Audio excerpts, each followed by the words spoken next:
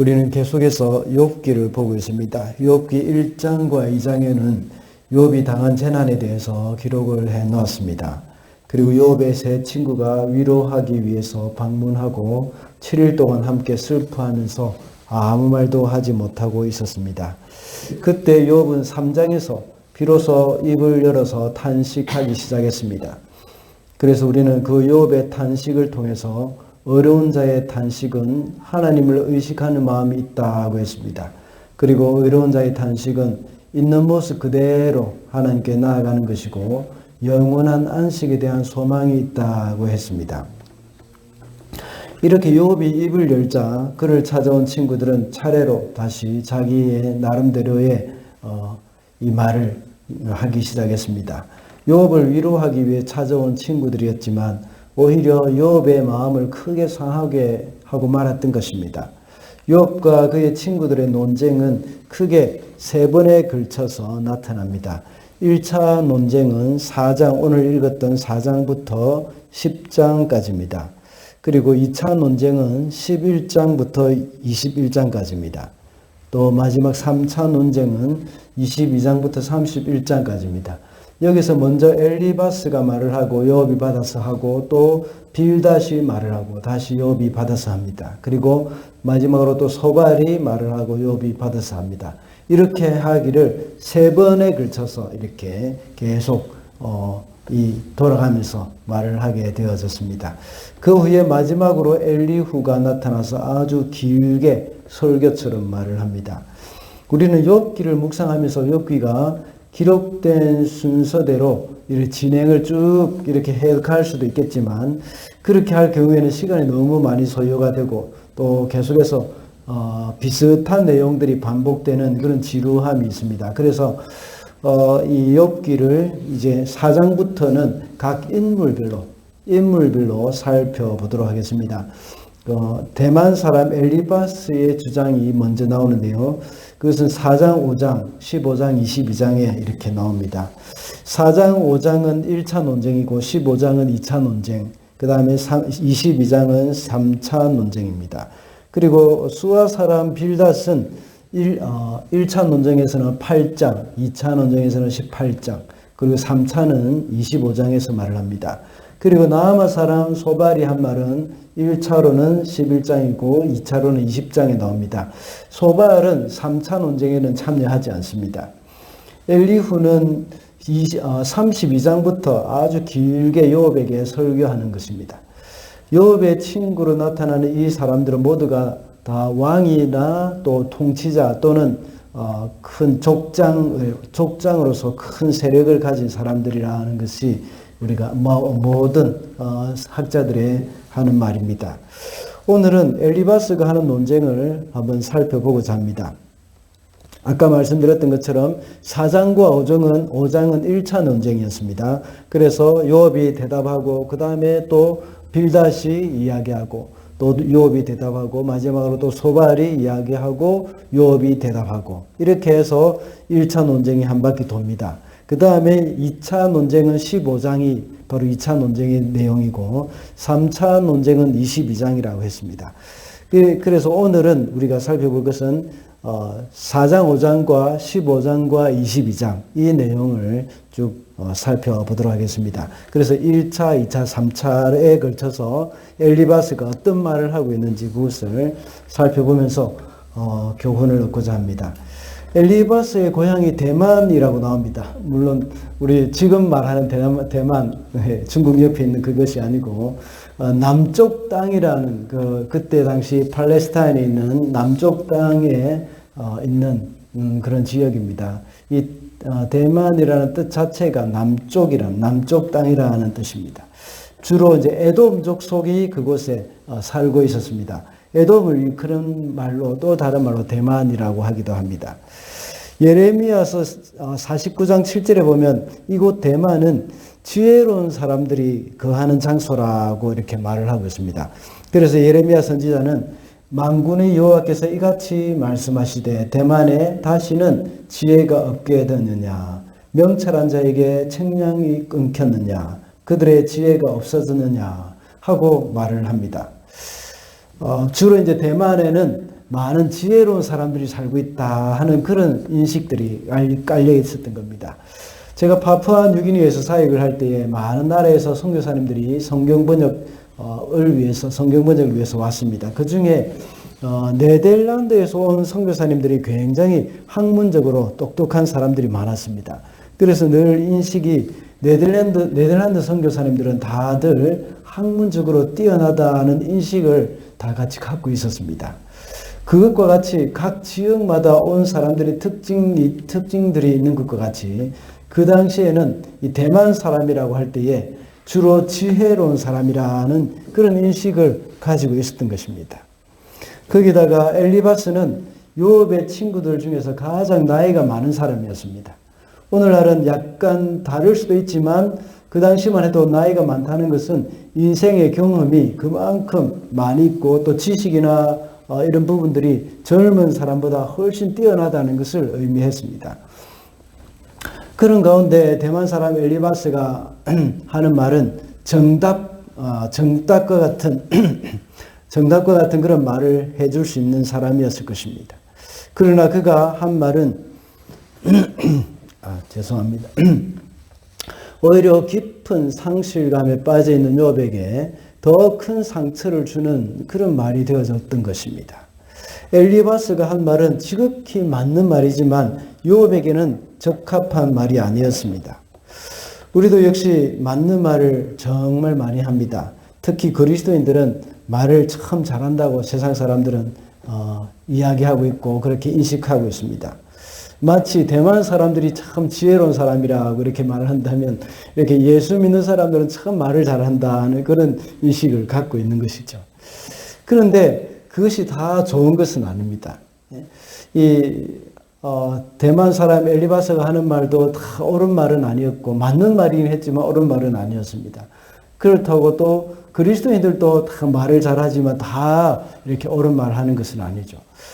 오히려 그리스도인들이 참 말을 잘 할 줄 모른다고 하는 것이 이렇게 인식이 되어졌으면 오히려 더 좋았을 뻔했다는 생각이 종종 들기도 합니다. 그래서 오늘 우리가 좀 살펴봐야 될 것은 맞는 말은 다 하지 마세요 라는 제목으로 말씀을 좀 묵상하고자 합니다. 첫째로 맞는 말을 할 때에 이 듣는 자의 상황을 잘 살펴야 합니다. 4장 7절 8절을 제가 한번 읽어보겠습니다. 잘 생각해 보아라. 죄 없는 사람이 망한 일이 있더냐? 정직한 사람이 멸망한 일이 있더냐? 내가 본 대로 악을 갈아 재난을 뿌리는 자는 그대로 거두리라. 그대로 거두다라. 네. 엘리바스의 말은 처음에 시작할 때 아주 점잖게 시작을 합니다.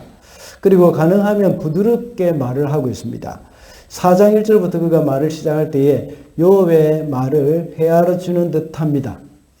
그런 상황 가운데서 누가 말을 걸면 짜증스럽겠지만 그래서 내가 한마디 해도 되겠느냐, 내가 아무래도 한마디 하면 좋겠다 하는 그런 말로 시작을 합니다. 그러나 그 말의 내용은 욥의 마음을 참 아프게 만들고 있습니다. 결국은 내가 죄를 지었기 때문에 하나님께 벌을 받는다 하는 그 말을 하고 있는 겁니다. 방금 읽은 7절의 말씀도 그 의미가 내가 죄를 지었기 때문에 망했다 하는 말을 하는 겁니다. 내가 정직했다면 망하지 않을 것이다 하고 말했던 겁니다. 악을 갈고 재난을 뿌리는 자라고 말을 하는데 누구를 가리키겠습니까? 바로 욥을 가리키는 말입니다. 욥이 악을 행했기 때문에 내가 지금 그대로 그 악을 거두고 있다 하고 말하는 것입니다. 이런 말은 모두가 다 맞는 말이죠. 악을 뿌리는 자는, 악을 가는 자는 그대로 그것을 거두게 된다 하는 다 맞는 말입니다. 그러나 이 엘리바스가 하는 말이 틀린 말은 아니지만 엘리바스의 말뿐만 아니라 욥의 친구들이 하는 말은 다 맞는 말이기도 하고 틀린 말이 아닙니다. 그런데 그 모든 것을 모든 사람들이 그것을 일반화시켜버리면 그것은 옳지 않게 되는 겁니다. 맞는 말이라고 하더라도 상대방의 상황을 잘 살펴서 일반화시킬 건지 개인화시킬 건지 그것을 잘 구분해야 합니다. 그래서 설교를 할 때도 마찬가지죠. 주일 예배 시간에 또 이런 시간에 수요 기도회나 새벽 기도 시간에 설교할 때는 일반화하는 그런 말씀이 주로 많이 나갑니다. 그래서 같은 제목을 할 때도 이 같은 말씀을 나눌 때도 어떤 사람에게는 이 첫 번째 대지에서 은혜를 받는 사람이 있고, 또 어떤 사람은 두 번째 대지에서 은혜를 받는 사람도 있습니다. 또 어떤 사람은 서론에서 은혜를 받는 사람이 있는가 하면 예화에서 은혜를 받기도 합니다. 또 어떤 사람은 전혀 설교 원고도 없었던 말인데 한마디 툭 던진 말이 그게 다 은혜를 받기도 하는 그런 사람도 있습니다. 그런데 이 신방을 가서 설교를 할 때는 일반화해서 설교하기는 참 곤란합니다. 그 사람의 상황과 형편을 알고 그 사람에게 맞는 설교를 해야 합니다. 물론 정기신방이나 일반적인 말씀, 정기신방을 할 때는 또 일반적인 말씀을 전할 수도 있습니다. 그런데 오늘 본문과 같은 경우에는 이 자식을 잃은 요업에 대한 장래 위로 설교라고 생각해 보십시오. 또는 자연재해나 강도를 만나서 모든 재산을 다 잃어버린 성도에게 가서 하는 그런 설교라고 한번 생각해 보시기 바랍니다. 어떻겠습니까? 네가 잘못해서 그런 거야. 이렇게 설교하면 어떻게 되겠습니까? 그런 사람에게 가서 하는 말에 네가 죄를 지어서 자식이 다 죽었다. 네가 악을 뿌렸기 때문에 이런 큰 재난을 당한다. 하고 말한다면 그 사람은 아마 속이 뒤집어질 겁니다. 그러나 각 사람의 형편들을 다 생각할 때에 그렇게 쉽게 판단하거나 정죄할 수 없는 겁니다. 예수님은 스스로 믿음이 있다고 생각하는 사람들, 이런 사람들 향해서 굉장히 책망하셨습니다. 왜냐하면 자기들의 율법의 잣대로 사람을 함부로 판단하고 정죄했기 때문입니다. 세상의 가치관은 인과응보, 권선징악 이런 것입니다. 전 세계적으로 대부분의 문학을 보면 권선징악 또는 인과응보의 원리로 많이 기록이 되어 있습니다. 그러나 이 세상은 그것이 아니죠. 이 세상은 물론 이런 이야기가 이 땅에 살아가는 가운데서 우리가 선하게 살아야 한다는 그런 교훈을 주고 있습니다. 엘리바스가 그러나 놓친 것이 있습니다. 그것은 하나님은 그것을 뛰어넘으시는 분이시다 하는 점입니다. 우리가 잘 알고 있는 것 같이 욥은 하나님께서 이 순전한 믿음을 가진 사람이라고 인정하신 그런 사람입니다. 그런 사람에게도 이런 재앙이 올 수 있다는 것입니다. 내게 닥친 문제에 대해서 알아보는 것, 그것은 참 좋은 것입니다. 그러나 내 생각을 그대로 결론 내려서는 안 되는 것이죠.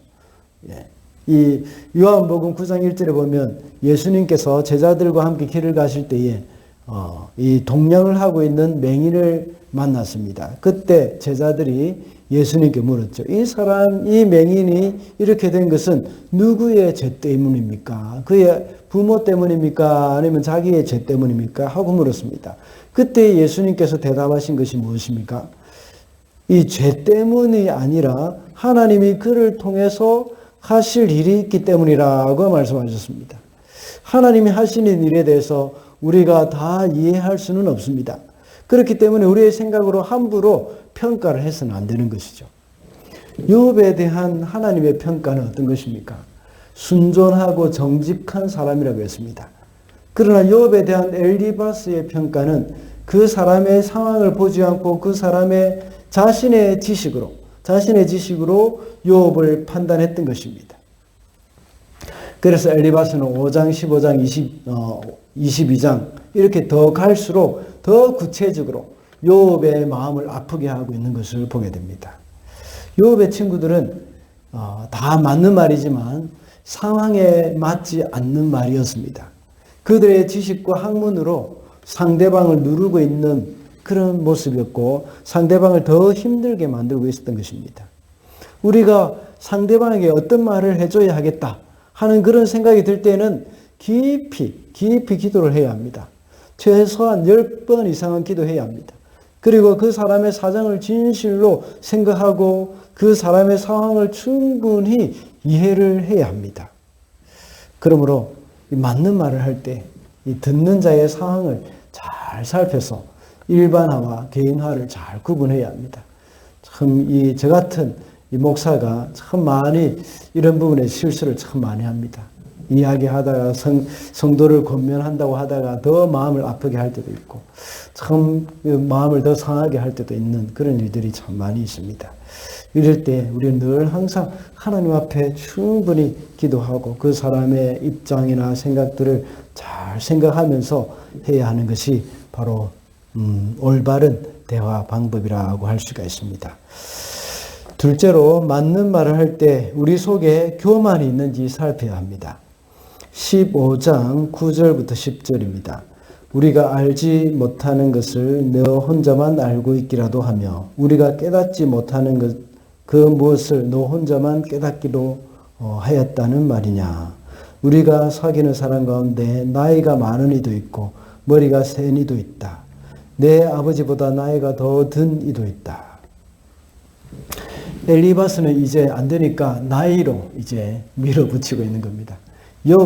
아무래도 내가 나이가 너보다 나이가 많다 하는 그런 말입니다. 10절에서 우리가 사귀는 사람 중에서 나이가 많은 이도 있고 머리가 센 사람도 있다 하는 그 말은 자기를 가리키는 겁니다. 내 아버지가 나이보다 내 아버지의 나이보다 내가 더 나이 많은 사람이야 하고 말을 하는 겁니다. 우리 한국 사람이 이제 논쟁을 할 때 잘 안 될 때 어떻게 합니까? 너 몇 살이야? 하고 이렇게 나오죠. 그 말과 똑같은 겁니다. 우리는 나이가 많아도 젊은 사람들에게 좀 배울 것이 있고 어린아이들에게도 역시 배울 것이 있습니다. 이런 엘리바스의 태도는 교만이라고 볼 수 있습니다. 진정한 지혜라는 것을 결코 연륜으로 얻어지는 것이 아닙니다. 물론 세상에서 삶을 살아가는 지혜는 어린 사람에 비해서 오랜 경험을 가진 연로한 사람들이 더 많은 것을 알고 있는 것은 사실입니다. 지금도 한국 사회는 여전히 나이가 많은 사람을 존중하는 그런 문화가 남아 있습니다. 이것은 옳은 것입니다. 그러나 나이가 많다고 해서 모든 지혜를 통달했다는 그런 보장은 할 수가 없습니다. 과거의 며느리는 음식을 할 때 대부분 시어머니에게 다 물어봤습니다. 요리할 때 이 음식은 어떻게 하며 어떤 양념을 넣으며 어떻게 하는 것이 더 고기를 부드럽게 하는지 이런 거 다 이제 시어머니로부터 물어보고 전수를 받기도 합니다. 그런데 요즘은 어떻습니까? 인터넷에 다 나옵니다. 유튜브나 요리를 위한 앱 이런 거 다 찾아보면 다 나옵니다. 우리 큰애도 지금 엄마가 없으니까 알아서 다 합니다. 유튜브 찾아보고 알아서 처음 보는 요리도 다 하더라고요. 젊은이들은 항상 휴대폰을 다 가지고 다닙니다. 밥을 먹을 때도 어떤 이야기가 나오면 곧 바로 그 자리에서 인터넷 찾아보고 답을 얻습니다. 그러니까 요즘은 나이가 많다고 해서 그 지식이 더 많은 것은 아닙니다. 제가 오히려 더 많이 배울 때가 많습니다.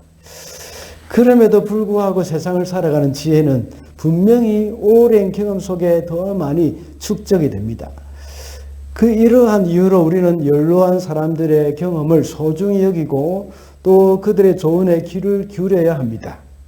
우리 교회나 또 노회에 가면 원로 장로님들 또 원로 목사님들이 있습니다. 그분의 발언을 이제 할 수 있도록 해줍니다. 왜냐하면 그분들은 이제 오랜 세월 동안 또 노회원으로 계셨고 또 오랜 세월 동안 교회의 지도자로 계셨기 때문에 그분들의 지혜나 그분들의 경험 이런 것들이 다 큰 도움이 되기 때문입니다. 우리가 알고 있는 바 이런 것들이 이제 이 하나님 앞에서 정말 정확한 것인지 또 지혜로운 것인지 이런 것들을 한 번 더 체크하는 것은 필요합니다. 아무리 연로하고 또 지혜가 뛰어나다고 하더라도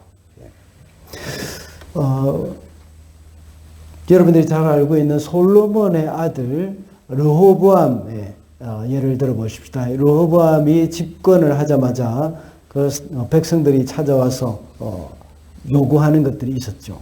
그때 르호보암이 이 원로들을 모아놓고 어떻게 하면 좋을지 물어보기도 하고 또 젊은 사람들을 모아놓고 어떻게 하면 좋을지 물어봤습니다.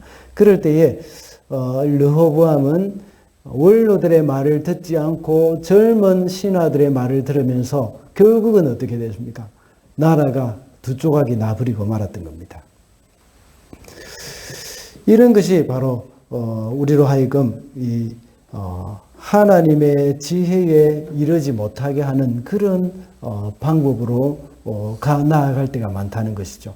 그러니까 어른들의 말을 듣지 않고 젊은 사람들의 말을 들을 때에 그런 일들이 많이 일어난다는 겁니다. 그런데 오늘 본문에 나오는 엘리바스는 자신이 나이가 많기 때문에 당연히 하나님의 지혜도 많은 것처럼 말하고 있는 겁니다. 그러나 욥의 상황에서는 엘리바스는 자신이 잘못 알고 있다는 사실을 깨닫지 못하고 있는 겁니다. 이 말은 자신의 지식으로 욥이 이렇게 이 욥을 아주 괴롭히고 있고 또 욥을 말려서 죽이는 그런 것과 같은 것입니다. 이 말은 지혜롭다고 생각하는 사람이 하는 막말이라고 볼 수 있죠. 자기 기준으로 어떤 사람의 믿음을 판단하고 있습니다. 그리고 그 사람의 상황이나 또 자초지종을 들어보기도 전에 사람이 겉모습만 보면서 함부로 그 사람을 판단하고 있는 것입니다. 이런 말은 신앙의 연륜이 오래된 사람이나 또 저 같은 목사들이 저지르기 쉬운 그런 영적인 교만이라고도 볼 수 있죠. 또는 교회에서 아주 열심히 봉사하는 사람들이나 믿음이 좋다고 생각하는 사람들에게도 흔히 나타나는 실수라고 볼 수 있습니다. 예를 들자면 새벽기도 나오는 사람들은 새벽기도 나오지 않는 사람들의 믿음이 믿음으로 쳐지지도 않는 그런 사람들도 있습니다. 그런 경우도 있습니다. 또 열심히 봉사하면서 헌신을 하는 사람은 그렇지 않은 사람들을 판단합니다. 이런 사람들은 또 너무 열심히 헌신하고 하기 때문에 교역자나 직분자까지도 막 판단합니다. 목사가 되어가지고 또 직분자가 되어가지고 저런 헌신도 안 한다 하면서 또 이렇게 판단하기도 하는 그런 경우도 있습니다. 이것은 분명히 교만에서 나오는 것이죠. 그들이 하는 말은 모두가 맞는 말이긴 하지만 그 마음속에 아무도 모르는 그 영적인 교만이 숨어 있을 때가 참 많습니다. 이러한 영적인 교만은 항상 율법주의와 연관이 되어 있습니다. 나는 이 정도로 하는데 왜 너는 안 하는 것이냐고 이렇게 말을 하죠. 우리가 어떤 말을 할 때는 우리의 중심을 먼저 살펴봐야 합니다. 우리 속에 이 교만이 있는지, 그 교만으로 인해서 내가 이런 생각을 갖고 있지는 않는지, 우리 이웃의 마음을 나의 교만으로 인하여서 아프게 만들고 있지는 않는지, 이런 것들을 우리가 조심해야 합니다. 우리가 항상 맞는 말을 할 때 항상 우리 속에 있는 내 안에 교만이 자리 잡고 있지는 않는지 이것을 항상 이렇게 체크를 먼저 해야 할 것입니다. 마지막으로 맞는 말을 할 때에 비난이 되지 말아야 합니다. 22장 4절 5절입니다. 욥기 22장 4절 5절 제가 읽어보겠습니다. 내가 하나님을 경외한 것 때문에 하나님이 너를 책망하시며 너를 심판하시겠느냐. 오히려 내 죄가 많고 내 죄악이 끝이 없으니 그러한 것이 아니냐. 대만 사람 엘리바스는 처음에는 부드러운 말로 시작을 했지만 점점 더 갈수록 그의 말의 강도가 굉장히 세어집니다.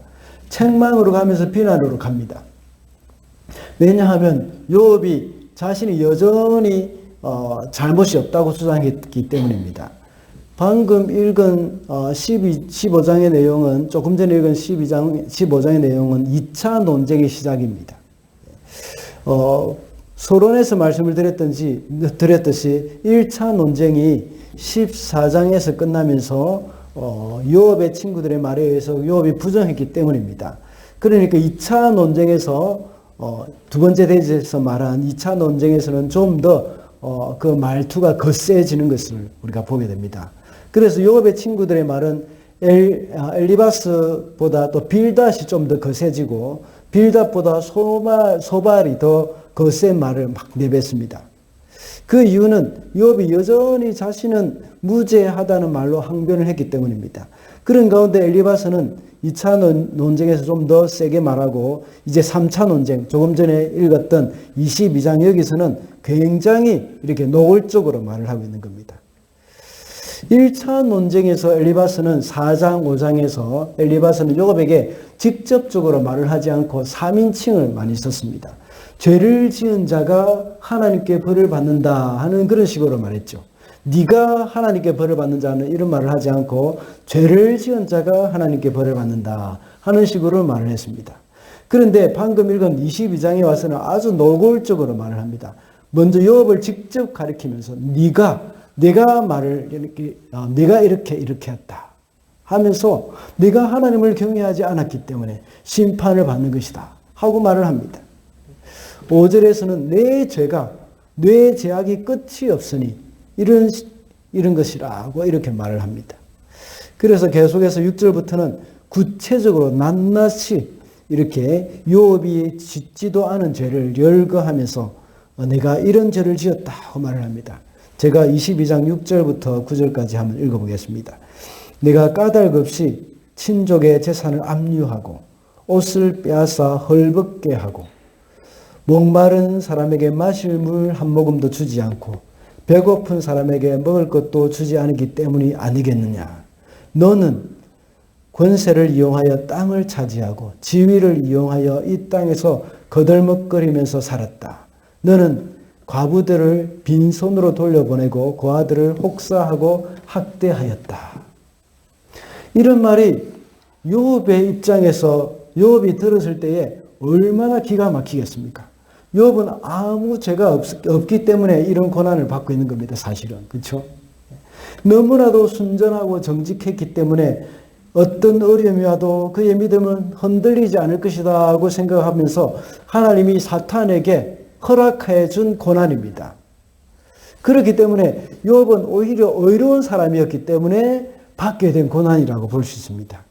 그런데 오늘 본문에서 엘리바스는 근거 없는 비난을 하는 것입니다. 아무 근거도 없이 짐작으로 이런 말을 하고 있는 겁니다. 엘리바스가 비록 욥의 친구이지만 욥을 얼마나 알았겠습니까? 욥의 신앙생활이나 그의 가정생활을 과연 알고 있었겠습니까? 이와 같은 사람들은 함부로 이웃을 비난하는 그 일이 얼마나 많은지 모릅니다. 특히 그들의 감정이 격앙될 때 근거 없이 그저 추측만 하면서 비방을 하는 겁니다. 혹시 우리 마음속에 오늘 본문의 엘리바스처럼 감정이 격앙된다면 말을 하지 않는 것이 좋습니다. 그리고 어떤 오해가 있으면 추측만 하고 넘어가서는 안 됩니다. 어느 정도 감정이 가라앉으면 그 사람과 마음을 열어놓고 진지한 대화를 해야 합니다. 이것이 바로 올바른 신앙인의 모습이라고 볼 수 있습니다.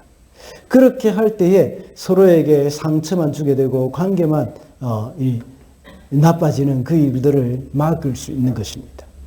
우리 주사랑교회가 추구하고 있는 그 사역에 여러 5가지 있죠. 예배, 훈련, 전도, 교제, 또 봉사 이런 것이 있습니다. 이 5가지 이것을 요즘은 이렇게 우리에게 있어서 좀 부족한 부분이 교제에 있어서 참 많이 부족한 그런 부분이 있다고 볼 수 있습니다. 이 부분을 우리가 좀 더 많이 힘을 써야 합니다. 그런데 우리 가운데 서로 비난하고 상대방을 또 이렇게 음해하는 그런 행동 이런 것들은 결코 해서는 안 됩니다. 다른 사람 앞에서 제3자를 비난해도 안 되고 상대방을 향해서도 역시 비난의 말을 해서는 안 됩니다. 오늘 본문에 나오는 엘리바스는 욥에 대해서 잘 모르고 비난했지만 모든 것을 알고 있다고 하더라도 같은 공동체 안에서는 이렇게 비난을 해서는 안 되죠. 서로의 허물을 덮어주고 용납해야 하는 것, 그것이 바로 공동체입니다. 서로를 위해서 하는 말이라고 하더라도 그것이 비난이 되어서는 안 되는 것입니다. 상대방을 위해서 맞는 말을 한다고 하더라도 이 비난이 섞인 말을 절대로 해서는 안 됩니다. 그것을 우리는 명심해야 합니다. 이것은 공동체를 깨뜨리는 것입니다. 아주 좋지 못한 행동입니다. 우리 속에 혹시라도 이런 비난하는 마음이 있다면 그리고 또 감정이 격앙된다면 입을 닫아야 합니다. 그리고 그 사람을 위해서 기도를 시작해야 합니다. 내가 비난하고자 하는 그런 마음이 있는 사람을 향해서 기도를 해야 합니다. 그리고 내 속에 도대체 어떤 문제가 있어서 이 사람을 비난하는 마음이 생겼는지, 또 하나님 앞에 깊이 가지고 나가서 기도를 해야 합니다. 그러면서 하나님과 이것을 프로세스를 해야 하는 겁니다. 그럴 때에 이제 우리는 상대방에 대한 이제 좀 잘못된 인식들, 이런 것이 서서히 녹아지기 시작하는 겁니다. 그러면서 하나님이 참 묘하게도 하나님께서 그것을 풀 수 있는 기회를 주실 때가 참 많습니다.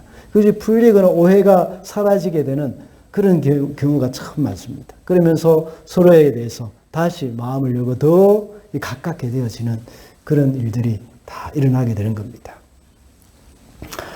그러므로 우리가 하나님 앞에서 맞는 말을 할 때에 우리는 기억해야 될 것은 상대방을 향한 그 비난하는 그런 마음들, 그것을 가질 때는, 우리가 그런 마음이 있을 때는 입을 닫아야 한다는 것입니다. 말씀을 맺겠습니다. 오늘은 맞는 말이라고 다 하지 마세요 라는 제목으로 말씀을 살펴봤습니다. 우리는 모두가 옳은 말, 맞는 말, 이런 걸 할 수 있는 사람들입니다. 그 말이 공동체에 유익이 된다고 생각이 들고 우리의 믿음의 형제자매들에게 도움이 다 된다고 생각될 수도 있습니다. 더 가깝게는 우리 가족들에게도 큰 도움이 될 그런 생각될 수도 있습니다. 그러나 맞는 말이라고 다 하는 것이 아니라고 했습니다. 오히려 그 말이 상대방의 마음을 아프게 만들 수 있고 우리 공동체를 힘들게 만들 수도 있는 겁니다. 우리는 맞는 말을 해서 상대방의 마음을 변화시킬 수 없습니다. 그냥 따뜻하게 함께 마음 아파해주고 함께 눈물을 흘릴 수 있을 때, 그때 비로소 상대방의 마음을 움직일 수가 있는 것입니다. 그러므로 우리가 맞는 말이라고 생각할 때는 상대방의 상황을 깊이 생각하고 해야 합니다. 그리고 자신의 마음 가운데 교만이 있는지 먼저 살펴야 하고 비난이 되지 말아야 한다는 것을 기억해야겠습니다.